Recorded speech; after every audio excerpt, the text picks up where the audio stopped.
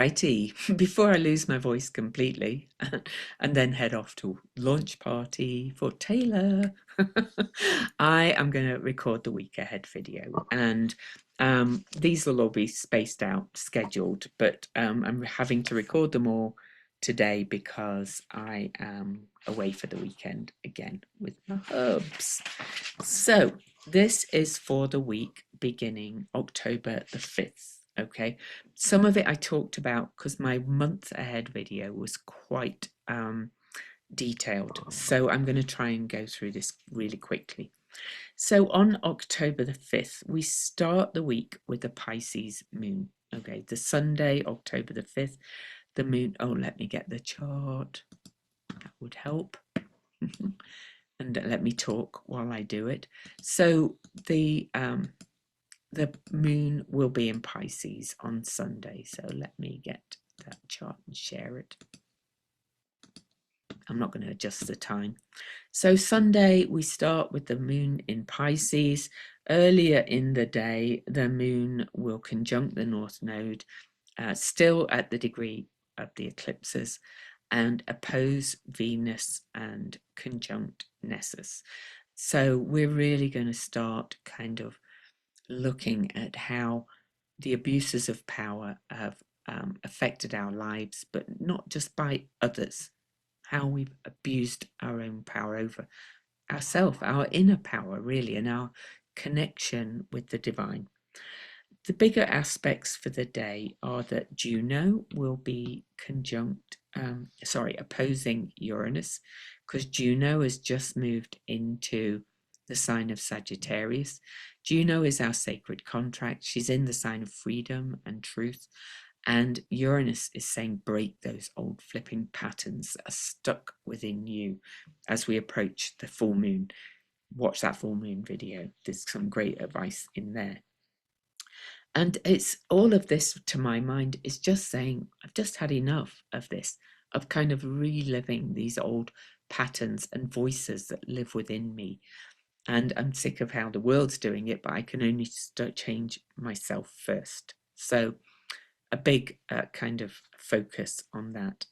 But this, with the Pisces, there may be some big emotional realizations and some surrender and letting go, kind of saying, it is what it is, it was what it was, can't change that, I can only learn from it.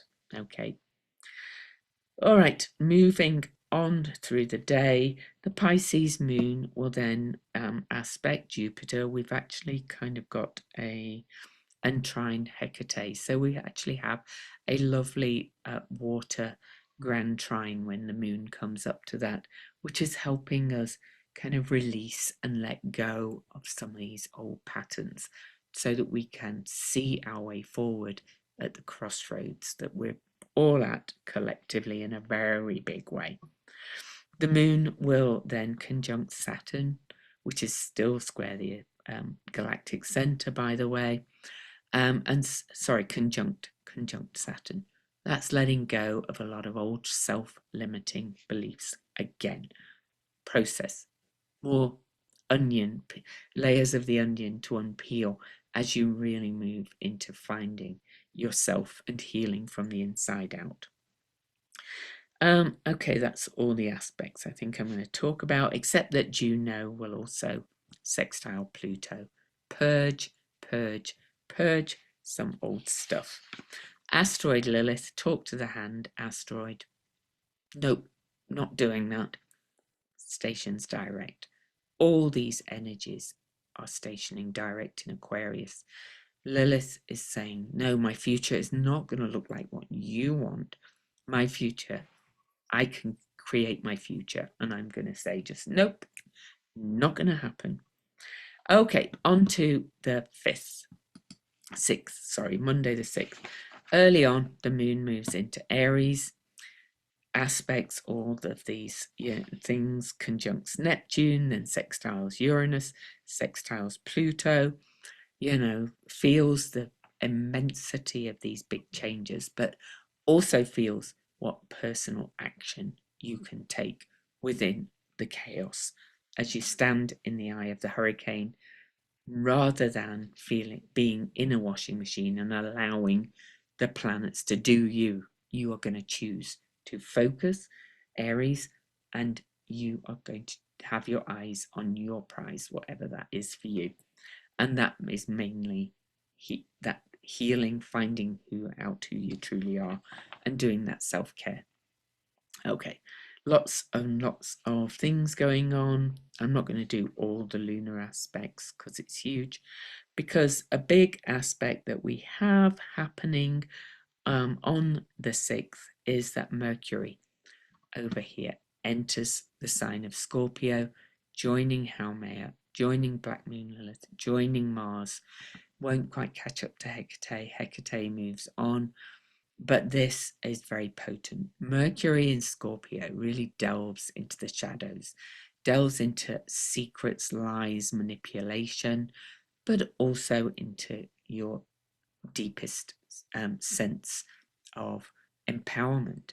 Mercury is like, how can I look within and do this deep self-reflection, rather than blaming or relying on anything out in the world. Okay, it's going to dig very deep. Later on that day, the moon will conjunct Ceres. So Ceres is now retracing the path that Venus took in her retrograde. Step in, go within, do your own healing, and the message just keeps repeating.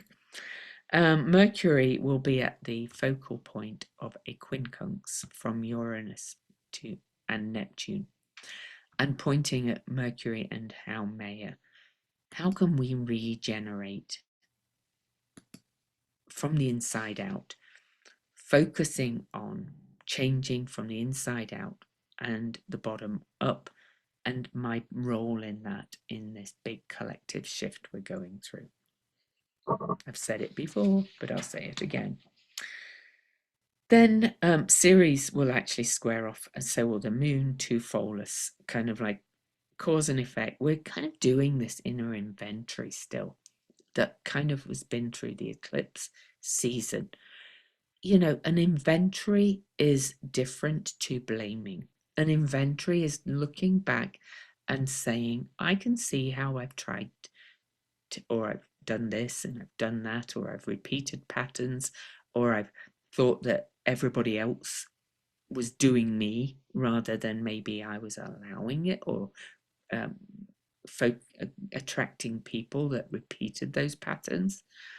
And how can I break those patterns? Okay, so anyway, then we have the full moon at 11:47 p.m. That's at 14 Aries Libra. I've done the whole video on that, but it's a biggie, and the focal message is about that essence. Anyway, on to October the 7th. After the full moon, the moon is still full. We're still under that energy. The moon is still in Aries. The moon will run the gamut of Okiroi, that's the seer quality. She is kind of like that connection with your inner seer. Okay. And this is Eris, the table shaker, and Chiron, both the wound where the light gets in, and this is how I dive in and heal it and shake this up with Eris there. The main aspects for the day are Mercury will actually square Pluto. You know, all these planets just keep doing this, aspecting all the slower moving planets. So it's like constant reaffirmation that there's big changes coming, and how we perceive it and how we approach it and how we react to it is all that matters. Okay, so Mercury square Pluto, though, Pluto being the modern guide for Scorpio, is going to ask us to look deep into our shadow, but also our inner gold. And then Mercury on to the 8th. I'm just going to kind of go through this as fast as possible. So on October the 8th, the moon has moved into Taurus. It actually moves into the sign of Taurus at 1:12 a.m. Meanwhile, Mercury has been conjunct Haumea, regeneration from the inside out, and will conjunct Black Moon Lilith, which is also kind of our wild elemental part of ourself, that very lunar sense of kind of like very original, very essential to ourselves. But the moon goes into Pisces for a couple of days, sorry, Taurus for a couple of days, which is lovely. I always like it when the moon goes into Pisces after that Aries craziness, because there's so much in Aries. Now the moon is starting to lose light, but we're also getting to the root of things. This is kind of like go and sit in nature. Go and look around at what you really value. What are your core values? All that kind of stuff. Then Venus over here in Virgo still will sextile Jupiter. That's kind of really looking at what are you doing to create your own basis of security from this shifting perspective. What are you doing to expand what you want to create in the world and to literally start living in it already rather than thinking of it as some distant thing. Start doing it, the pieces now in Virgo. Start doing the right work. Then later in the day, Saturn over here still in Pisces, still square the galactic center, will trine Hecate, the goddess of the crossroads. There she is. And this is kind of saying all this information you're taking in and learning about who you are is showing you who you really are deep inside. This is giving you new information about yourself. You are not what other people say you are or think you are. You are you. And nobody is inherently bad or evil. It's how we respond to everything. Okay. So, so let go of those voices. Surrender. Go. You don't define me. Okay. Then later that day as well, Chiron and Eris exactly conjunct for the same time, second time. Chiron is retrograde and so is Eris, but Chiron moves a lot faster, so we'll move back and then we'll cross over Eris one more time later. But these two are saying, shake up how you see this healing. Don't sit in the wound anymore. Don't kind of go, this wound defines me. No, you've seen what the wound is so that you can let the light into it and you can heal it and say, I don't have to do this anymore. Okay, again. So that's the 8th. Cracking along, and I'll pull a couple of cards for the week as usual. October the 9th, and I didn't pull them yet, so I'm going to pull them live. On to October the 9th, Thursday. Major aspects. Well, you can see the moon is still in Taurus. The moon, kind of runs through quite a few aspects, but the major ones are it's going to be at a sextile aspect to Jupiter and to Nessus, kind of in the middle of the two of them, saying, I've had enough. I'm going to expand. I'm going to grow my own basis of security. I'm going to work on this self-care and intimacy from the inside out, starting with me, then my local space, then my family, then ripple, ripple, ripple, ripple, ripple. Then Venus, though, in Virgo, Venus trotting along in Virgo makes an aspect of adjustment and inconjunct or quincunx to Chiron and Eris. Venus past the south node now is saying it's time to move towards building this more holistic sense of self, values, mind, body, spirit, health in every way. Okay, on to the 10th. The moon moves into Gemini almost immediately and will pass the gamut, conjunct Uranus, of course, sextile Neptune, trine Pluto, again looking at all these things. And this is in the sign of perspectives and curiosity and so on. which came up on the full moon as well. So you're still working on this and working on shifting your perspective. I'm reminded of a couple of quotes. If you change the way you look at things, the things you look at change is the main one. That was a quote that really was a slap in the face to me and woke me up big time when I heard it. Think on that. That was Dr. Wayne Dyer. His stuff's good to read too if you're in that process. So the sun later on October the 10th over here in Libra will make this unbroken flow aspect to these two energies here. This is Chariclo, the spinner of grace, is saying she's helping us to weave this new story. If you watch the full moon video, you'll understand that. And then also to say no to what's happening in the world, that this doesn't have to be your story. Okay, don't take it on. The more you feed into this other story, the more you will believe it. Okay, and if you believe that this is going to all be terrible, then you might be right. Okay, October the 11th, last day of the week. Mercury over here, now you can see how far Mercury's already moved in Scorpio in that week. But Mercury makes this watery, unbroken flow aspect to Hygeia. Sorry, Mercury there, Hygeia here, which is holistic health, but also preventative health and healing.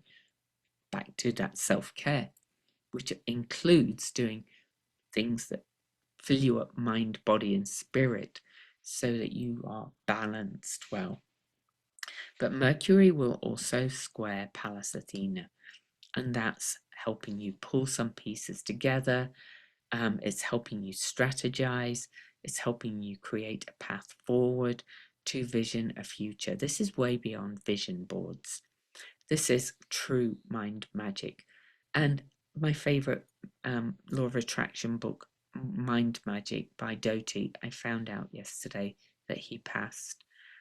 He left us this amazing book, which if you have not read it, go read it. It's the only book I would recommend on manifestation. And he was a neuroscientist, so he's not coming from the land of woo. He's saying you can literally rewire your brain, Aquarius, to create this new story of your life. So go get that book if you're struggling. Venus on October the 11th will oppose Saturn, which is a bit of a reality check, right? It's kind of like, oh, I see this and I'm going to go, no, endings. I'm not going to do that anymore. This is holding me back. Same message, repeat, repeat, repeat. Don't you love it? Mercury, and still we have the moon in Aries. Oh, sorry, in Gemini, of course. We finish the week with the moon in Gemini. And the moon comes up to square. Does it get to that point? Yes, it does. The moon will square Saturn and Venus. That's big perspective changing. Okay. Everything at the moment is about changing perspectives. So, and again, I pulled a card about that in the full moon video that I just recorded. You can't say make these things up. And last aspect I will talk about is the sun over here will actually make that unbroken flow aspect to asteroid Lilith. I already kind of talked about this already. So this week is, coming from this full moon, the light begins to fade. It's the beginning of the letting go. And a lot of it is about letting go of old beliefs and perspectives about yourself, about the world around you, locally, out there, being open as well to taking in new information and to process it and then shift your perspective. Because we are moving into unity consciousness, interconnectedness, whatever you want to call it. So many words. So you need to change your perspective, or you get to. All right, let's pull 3 cards for the week. I like that one. I like that one. Oh, nice cards. It's not an easy month emotionally, but I'm with clients, I'm witnessing people really kind of make great strides if they're leaning into this work that we're asked to do. All right, let me just get the page up for the first card. I can never find the flipping, there it is. The index to tell me what page the major arcanas are on, because the numbers don't make sense. So, okay, this is justice, the hero's sword, but the words for this are I am truth. You're finding out the truth of who you are. So I'm just going to read you the quotes. Without the perfect equilibrium enacted by the scales, the sword becomes a dangerous instrument of power rather than justice. And that's Damien Hirst. And then from Sarah McLean, you see you are not paying close enough attention. Theseus fought for his life. He shook his head. But the Minotaur fought for Ariadne. I don't know much about that quote. But anyway, the essential message of this card is finding equilibrium is a challenge that requires our ego to step aside, which can be difficult if there is a tumult or fury and anger on our path. May your moral compass guide your way and never get lost. But there's another little bit to it. So reflect on your moral values and personal justice. At times we all make poor judgments. What do you see that is unjust in your life? Blame is often projected onto others, bringing division and anger rather than peace and unity. All actions have an opposite reaction, and heroic energy always wants to kill the darkness at any cost, forgetting and ignoring the fact that darkness is a part of who we all are. There you go. And then there's the bit about the finding equilibrium is hard. Actually, I'll leave that out because I need a picture of these. But then we get the Ace of Threads. This is the beginning. This is, you can begin to thread and weave a new story. But this is I am ignition. This is very Aries, right? This is the primal spark. Light up the fire of love inside and blaze the thoughts away. Hope that resonates. That's Rumi. Another quote from Rumi: set your life on fire. Seek those who fan your flames. That spark you've felt ignited inside you, that split-second vision that you had of yourself, bright like the sun, believe that. Believe that. And that's C. Joy Bell. I don't know if I need to say anything else. You can light a candle and meditate on your unknown future. Not all ideas and creations come to fruition, but for now, dream your passions and see what manifests, and get that Doty book, Mind Magic. This is I Am Ignition, and this is your red thread of inspiration. To help that, you can even wear a red thread. I'm going to go and thread my red thread. I've been promising to do that for a while, but I'm going to thread it around my wrist again soon. So this is where this card is weird. Okay, so bear with this book. So this is the goddess of discs, and she's got two in this book. I think one page is from another one of her decks. The book, there was just a misprint in the book. So this is the goddess of discs, the snake. This is I Am Rebirth. I'll read you the quotes again. This is from Plato. The greatest privilege of a human life is to become a midwife in the awakening of the soul in another person. But I think this is the in person within you, really. The power of life causes the snake to shed its skin just as the moon sheds its shadow. Joseph Campbell. You are born again, for you have met the midwife of your soul. That's the central message.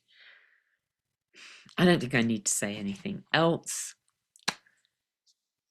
You can really quote Steve Jobs, the stars, well, it's not from him, it's somebody else, but he often says it. The stars impel, they do not compel. How you work with this is up to you. Intimacy from the inside out, ignite that spark and hold on to it. All right, do all you can to hold on to it. I love you.